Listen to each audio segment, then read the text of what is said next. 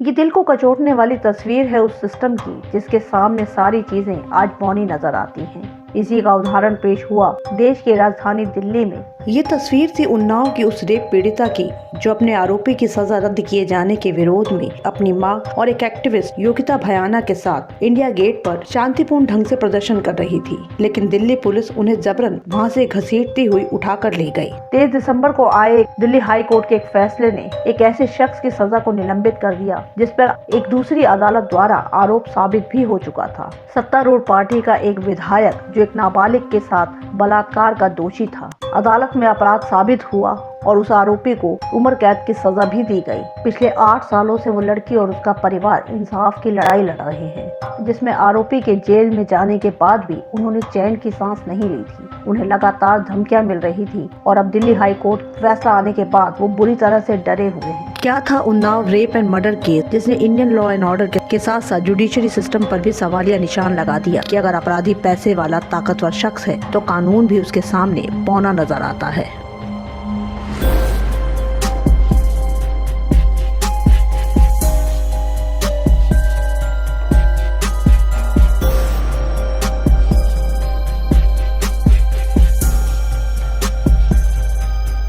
Hello and welcome two digit life. आप सभी को नया साल बहुत बहुत मुबारक हो।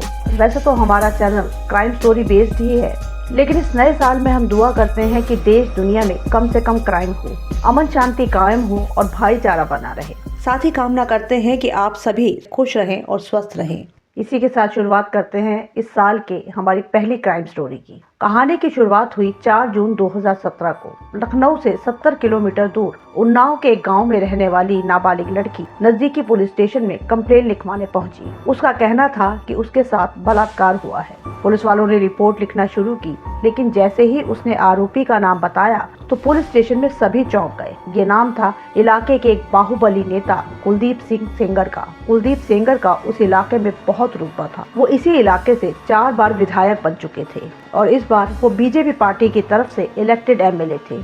पुलिस ने उस लड़की को समझा बुझाकर घर भेज दिया। वैसे भी कुलदीप सेंगर और उस लड़की के परिवार में पिछले कई सालों से मनमुटाव और खींचतान चल रही थी।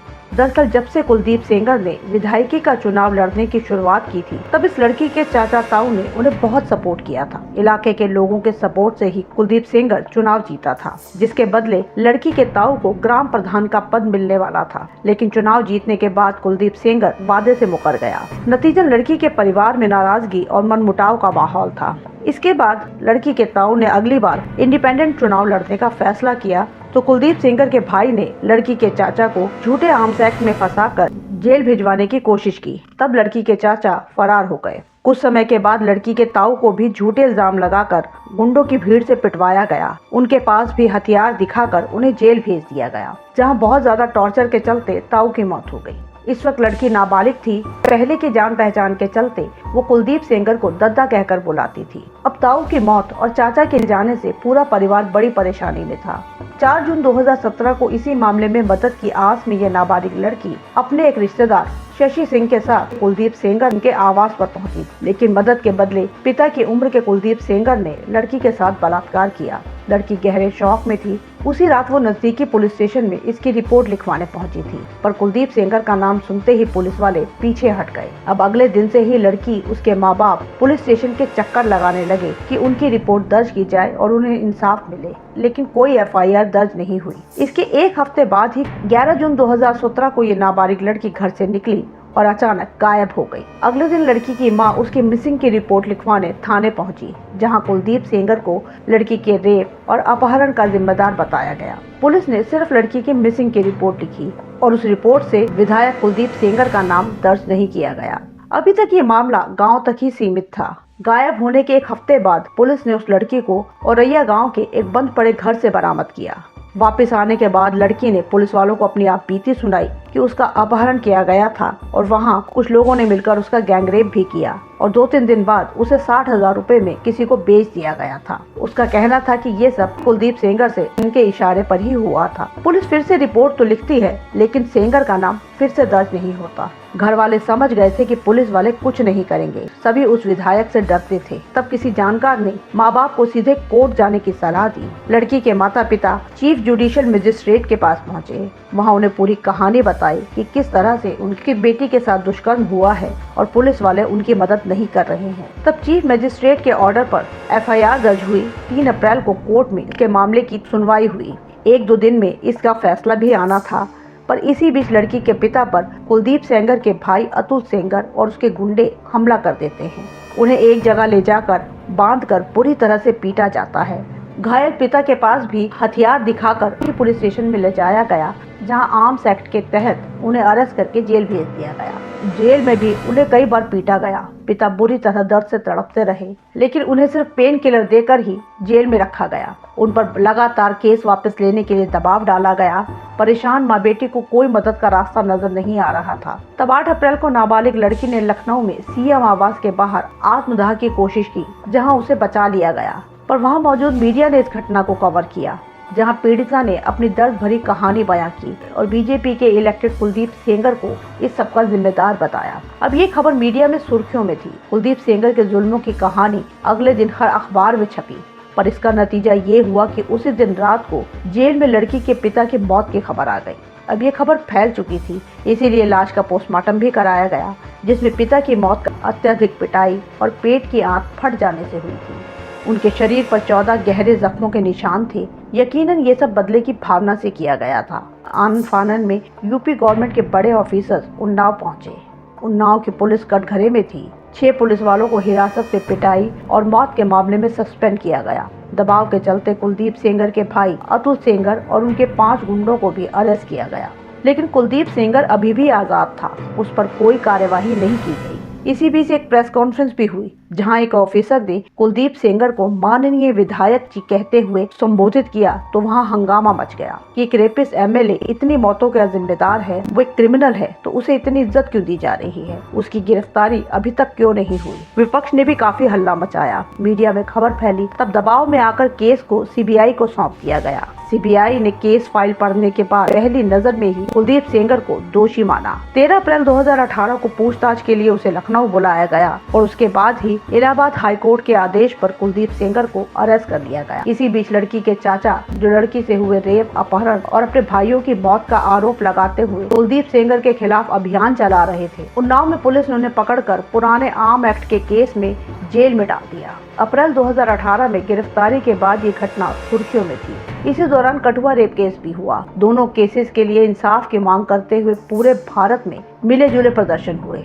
CBI के चार्जशीट तैयार करने के बाद भी 1 साल तक ये केस कोर्ट में शुरू ही नहीं हुआ। 2019 का साल आ गया। कुलदीप सेंगर जेल में था, लेकिन उसके बावजूद पीड़िता और उसके परिवार को लगातार धमकियां मिल रही थी। उन पर केस वापस लेने का दबाव डाला जा रहा था, साथ ही जान से मारने की धमकियां भी दी जा रही थी। परिवार ने CBI को इन्फॉर्म किया, जिसके बाद लड़की के परिवार को सुरक्षा दी गई। 3-4 पुलिस वाले हर वक्त घर वालों के साथ रहते थे, लेकिन उनकी मौजूदगी में भी सेंगर के लोग घर वालों को धमकाने से बाज नहीं आते थे।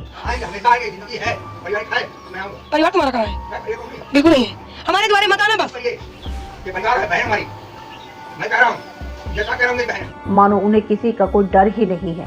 इसी बीच गांव का एक शख्स, जो CBI का मुख्य गवाह भी था, उसकी भी रहस्यमय ढंग से मौत हो गई। इसे भी सेंगर के इशारे पर हुआ मर्डर ही बताया जा रहा था। ये सब चल रहा था। आखिर केस की सुनवाई शुरू हुई, लेकिन इसी बीच 28 जुलाई 2019 को जब पीड़िता अपनी चाची, मौसी और अपने वकील के साथ रायबरेली जा रही थी, जहां की जेल में उसके चाचा बंद थे। ये लोग एक स्विफ्ट गाड़ी में सवार थे। इस गाड़ी में 4 लोगों के होने से पुलिस वाले साथ में नहीं गए। उस दिन काफी बारिश हो रही थी। तब रायबरेली से 25 किलोमीटर पहले ही एक तेज रफ्तार ट्रक ने सामने से स्विफ्ट गाड़ी को जोरदार टक्कर मारी। ये टक्कर इतनी जबरदस्त थी कि कार के परखच्चे उड़ गए। पीड़िता की चाची और मौसी की मौके पर ही मौत हो गई।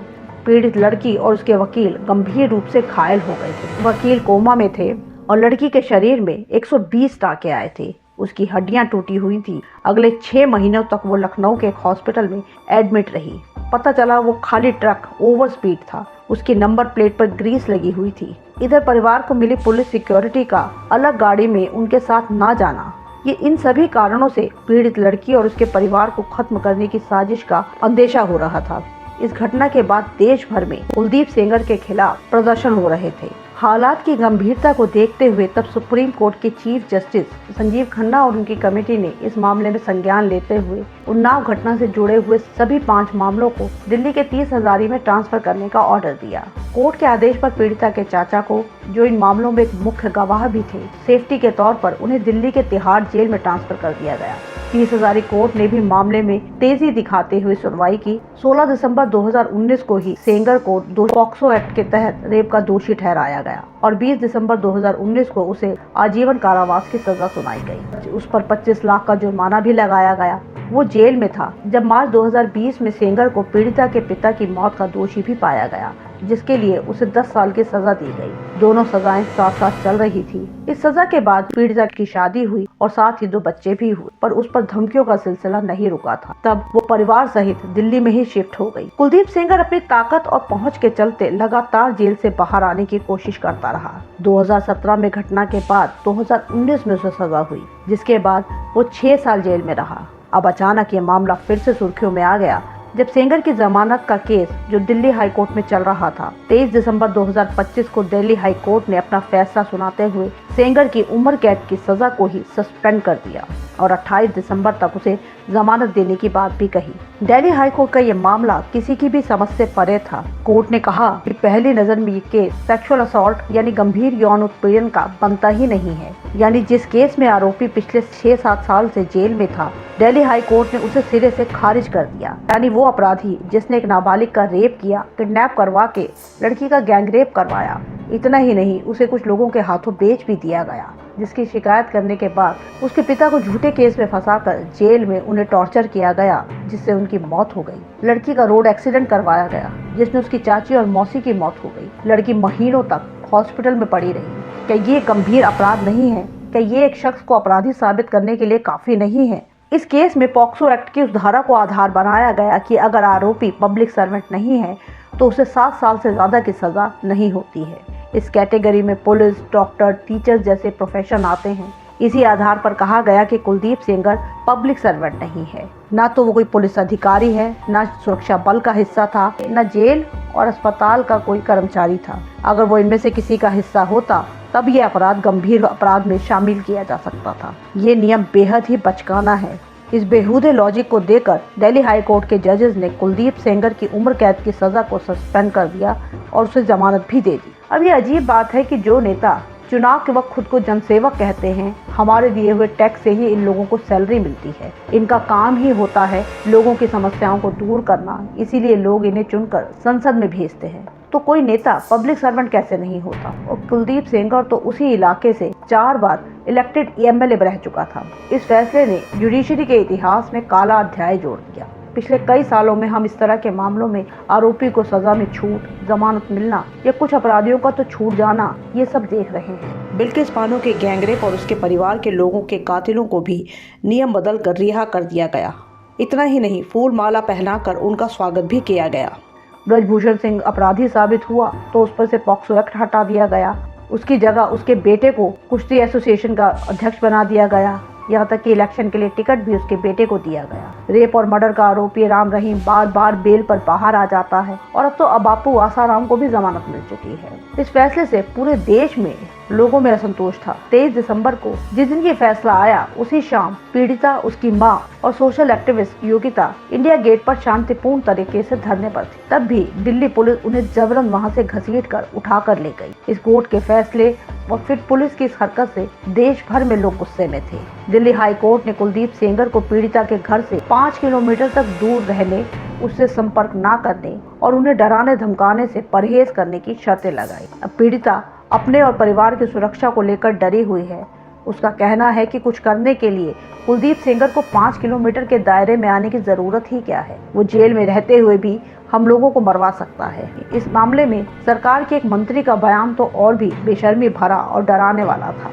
लेकिन पुलिस उनके पीड़िता और उनके साथ वालों को उठा ले गई इंडिया गेट से। दिल्ली में तो उनका उन्नाव है दिल्ली जहां एक तरफ पीड़िता के साथ देश भर से लोग जुड़े और इससे जुड़े प्रदर्शन भी हुए, कई एनजीओज भी साथ आए, वहीं कुलदीप सेंगर के सपोर्ट में भी उसके लोग वहां पहुंचे।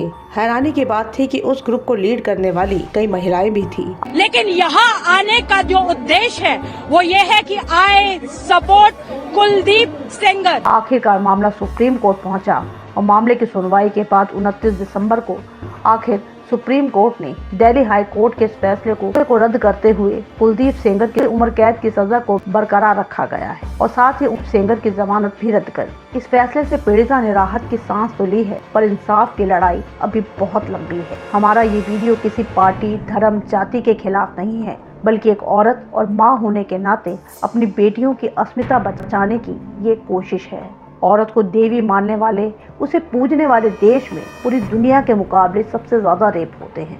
कितनी अभागी लड़कियों के साथ ऐसा दुष्कर्म होता है तो पहले उन्हें चुप रहने की सलाह दी जाती है। अगर कोई लड़की हिम्मत करके इसके खिलाफ खड़ी भी होती है तो हर मोड़ पर उसका रास्ता रोका जाता है। इस पीड़ित लड़की की कहानी इसका सबसे बड़ा उदाहरण है कि अपने ही देश में किसी लड़की को इज्जत बचाने के लिए लड़ने की क्या क्या कीमत चुकानी पड़ती है।